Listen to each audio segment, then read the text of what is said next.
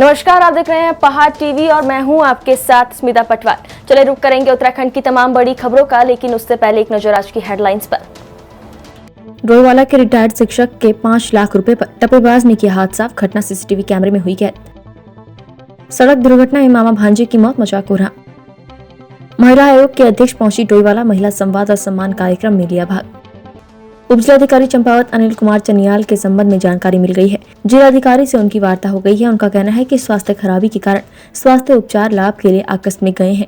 आपको बता दें कि चंपावत के सदर एसडीएम अनिल चनियाल अचानक लापता होने से शासन प्रशासन में हड़कंप मचा हुआ था। चंपावत कोतवाली में उनकी गुमशुदगी दर्ज कराई गई थी।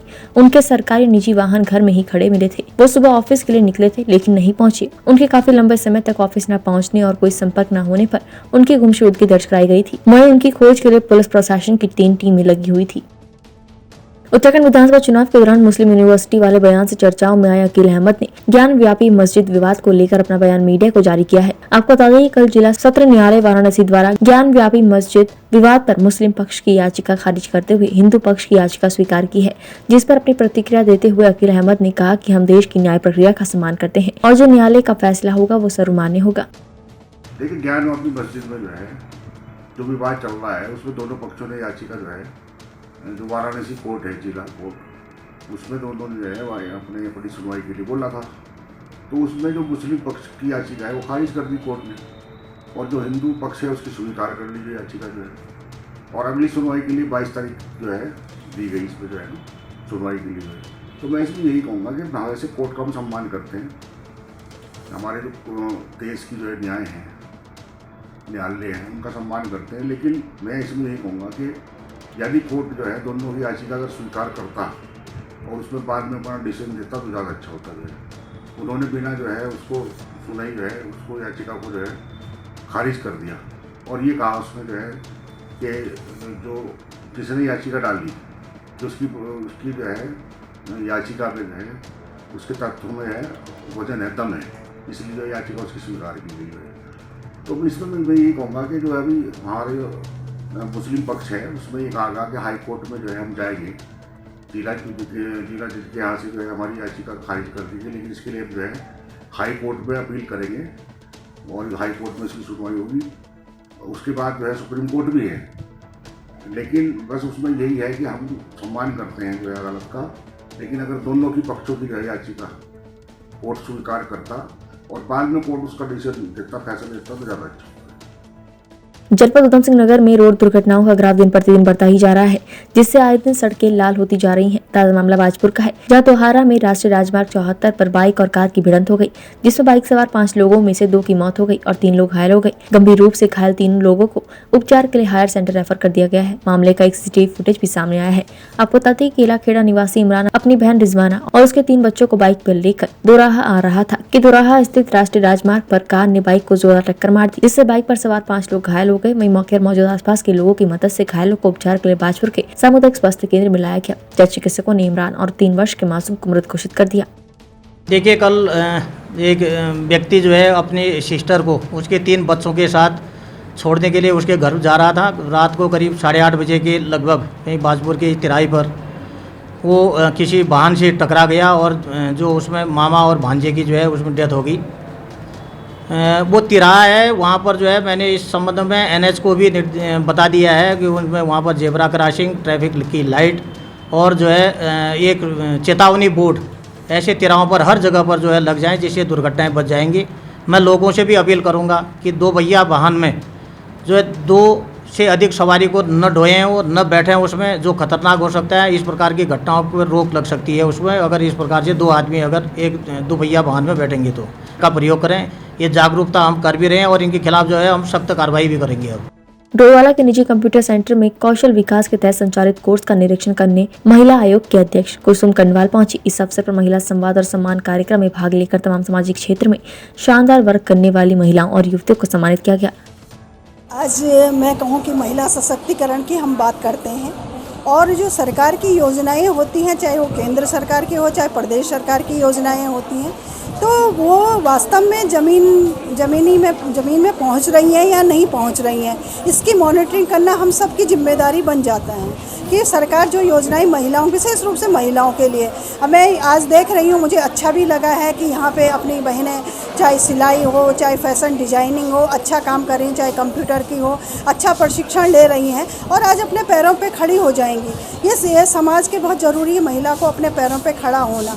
दूसरी सच्चाई मैंने आप उनके सामने, अपनी सभी महिलाओं के सामने ये रखी है कि इसके साथ साथ हमें समाज की सच्चाई भी देखनी होती है कि हमें अपनी बेटी को भी बचाना होगा। हमने ये कार्यक्रम रखा था, ये महिला संवाद एवं सम्मान कार्यक्रम हमने रखा था, जो यहाँ पर प्रशिक्षण चल रहे हैं उससे संबंधित यहाँ पर निरीक्षण भी करा गया। आज हमारे बीच में मुख्य अतिथि के तौर पर उत्तराखंड महिला आयोग की अध्यक्षा यहाँ पर हमारी कुसुम गढ़वाल जी यहाँ पर मौजूद हुई, तो हमारा बड़ा सौभाग्य है कि उनका यहाँ पर इस बहाने आना भी हुआ। और भी बहुत सारी जानी मानी हस्तियाँ आज मौजूद रही यहाँ पर महिलाओं जो पहले समाज में अच्छा कार्य कर रही हैं, तो उनका आज सम्मान भी यहाँ पर किया जा रहा है। यहाँ पर मुख्यमंत्री हुनर योजना के अंतर्गत कार्यक्रम चल रहा है, जिसमें बच्चे कंप्यूटर का और सिलाई का प्रशिक्षण ले रहे हैं। काशीपुर बसपा से विधायक प्रत्याशी रहे गगन कंबोज ने रामनगर के विकास कैंप परिसर में पत्रकार वार्ता की, जहां उन्होंने पेपर लीक मामले के विरोध में कुमाऊं भर में युवा जन आक्रोश रैली निकालने का ऐलान किया। उन्होंने बताया कि रैली को 14 सितंबर से हल्द्वानी से प्रारंभ कर कुमाऊं भर में निकाला जाएगा। रामनगर विकास कैंप परिसर में हुई प्रेस वार्ता के दौरान पूर्व विधायक प्रत्याशी गगन कंबोज ने कहा कि मौजूदा समय में पेपर लीक मामला किसी से छुपा नहीं है। देखिए, पूरा उसका विषय स्पष्ट है।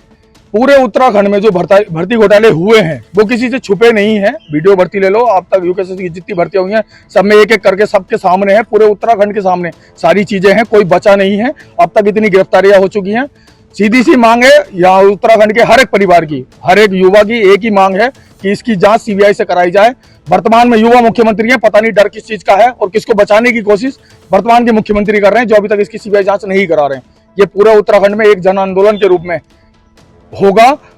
पूरे गढ़वाल में सारा युवा एकजुट है। कुमाऊं से हम तैयारी करने जा रहे हैं। सभी युवा साथी जितने भी हैं, सभी अभिभावक और सभी से आग्रह भी है कि आज इस उत्तराखंड को बचाने का समय है। अगर आज भी इन नेताओं से नहीं बचाया तो आने वाला सारा भविष्य युवाओं का, जितने भी मेहनती बच्चे हैं, जितने भी किसान परिवारों के बच्चे हैं, जो गरीब परिवारों के बच्चे अपनी मेहनत कर रहे हैं, उनका कभी भी संरक्षण नहीं हो पाएगा। क्योंकि जिसके पास 30 लाख रुपया होगा वो नौकरी में हाकम जैसे दलाल बैठे हुए हैं जो उनको नौकरियां दे देंगे। लेकिन सबसे बड़ी बात है कि इनके ऊपर संरक्षण किसका था, वो नेता कौन है। अभी तक एक भी नेता की गिरफ्तारी हुई हो, एक भी नेता का नाम सामने आया हो। नाम जितनों के सामने आए सबको बचा दिया जा रहा है, पता नहीं क्यों। इसलिए पूरे उत्तराखंड की भाई बोवी पवार लगे हुए हैं बिरजौसम से लगातार। सभी से मेरा आग्रह है कि ये आज उत्तराखंड बचाने का समय है और आज भी अगर उत्तराखंड को नहीं बचा पाए हम लोग, तो मुझे लगता है कभी नहीं बचा पाएंगे। रामनगर वन विभाग तराई पश्चिमी में चार्ज लेते ही डीएफओ कुंदन कुमार लगातार अवैध कार्य कर रहे माफियाओं पर नकल कस रहे हैं। वहीं अगर बात करें तो पिछले 1 महीने में तराई पश्चिमी द्वारा अवैध उपखनिज परिवहन करते और अवैध लकड़ी कटान के साथ पकड़े गए 75 वाहनों को सीज किया गया। इसके साथ ही तराई पश्चिमी के अंतर्गत पड़ने वाले जसपुर क्षेत्र में भी 4 से ज्यादा अवैध चल रही आराम मशीनों को डीएफओ कुंदन कुमार द्वारा सीज किया गया है। इसमें जो हमारा काशीपुर रेंज के अंतर्गत NH-74 राजमार्ग है, उस पर शिकायतें मिल रही थी कि उप खनिजों का अवैध अभिवहन हो रहा है। तो इसमें एक संयुक्त टीम बनाई गई थी, जिसमें दक्षिणी जसपुर रेंज के स्टाफ थे और वन सुरक्षा दल के स्टाफ थे, और ये उप प्रभागीय वनाधिकारी जसपुर के नेतृत्व में बनाई गई थी।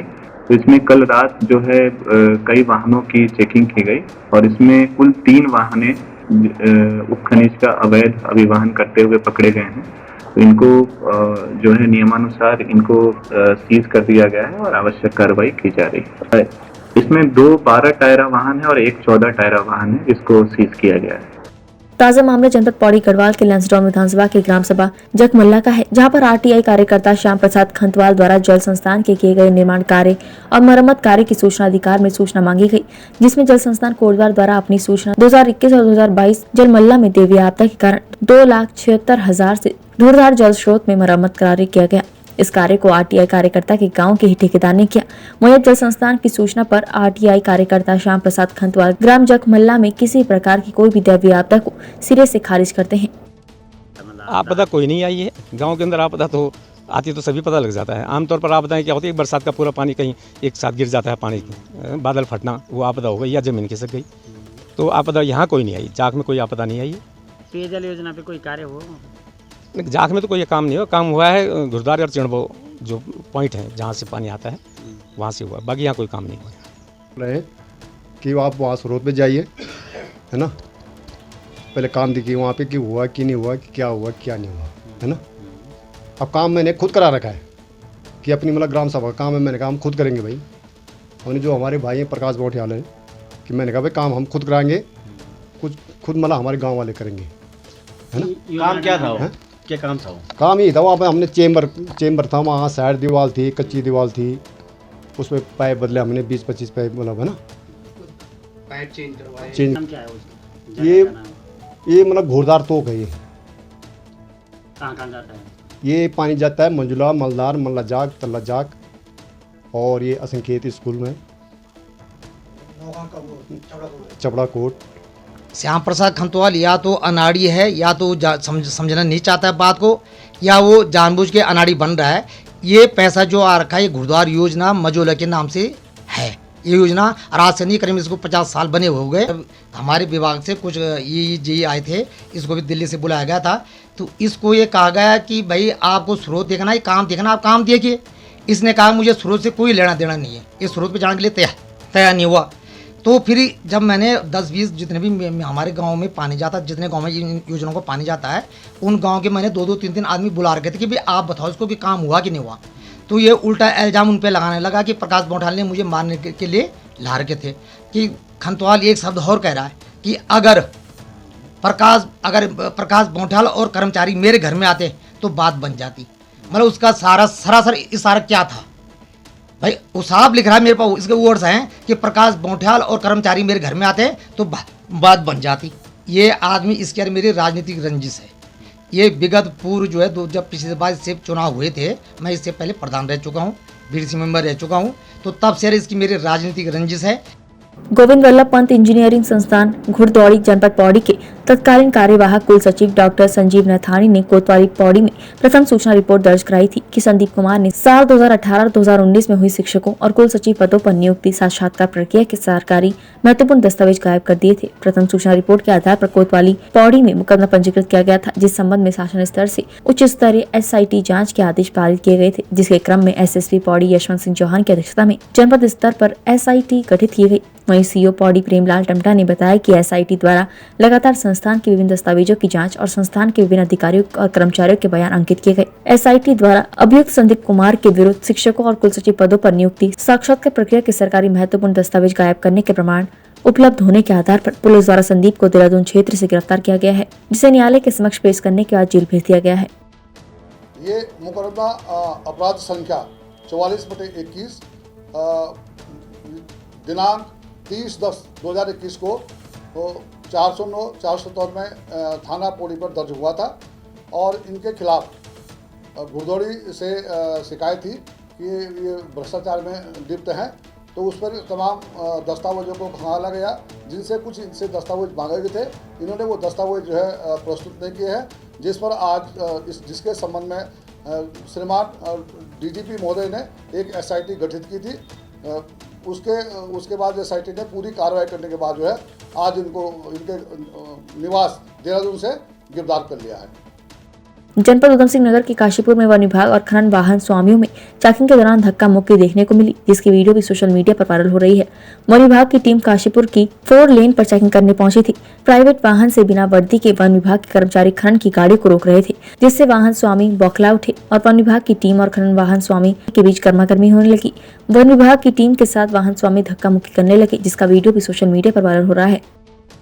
देखिए, ये सूचना आ रही थी कि उप खनिज का अवैध अभिवहन किया जा रहा है, तो उसमें एक संयुक्त टीम बनाई गई थी उप प्रभागीय वनाधिकारी जसपुर के नेतृत्व में, जिसमें दक्षिणी जसपुर रेंज के स्टाफ थे और वन सुरक्षा दल और काशीपुर रेंज के स्टाफ भी थे।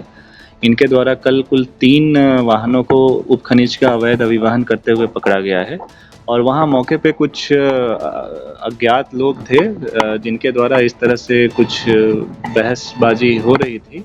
तो उसमें फिर वहाँ जो संबंधित पुलिस विभाग के कार्मिक हैं उनको भी बुलाया गया था और फिर उसमें जो है नियमानुसार आगे की कार्रवाई की जा रही है। जो वीडियो वायरल हो रही है, उसमें जो लोग कह रहे हैं वो ये कह रहा है कि जसपुर की नहीं, ये कहीं भी जो है ये प्रभाग की टीम है और इसमें जो है ये उप प्रभागीय वनाधिकारी और प्रभागीय वनाधिकारी के निर्देशन में काम करती है और किसी भी स्टाफ को प्रभाग के अंतर्गत कहीं भी कोई भी ड्यूटी दी जा सकती है। तो उसमें ऐसा कुछ नहीं है कि एक रेंज की टीम ही एक रेंज में काम करेगी। इसमें जो है उच्चाधिकारियों के निर्देशन में काम किया जाता है।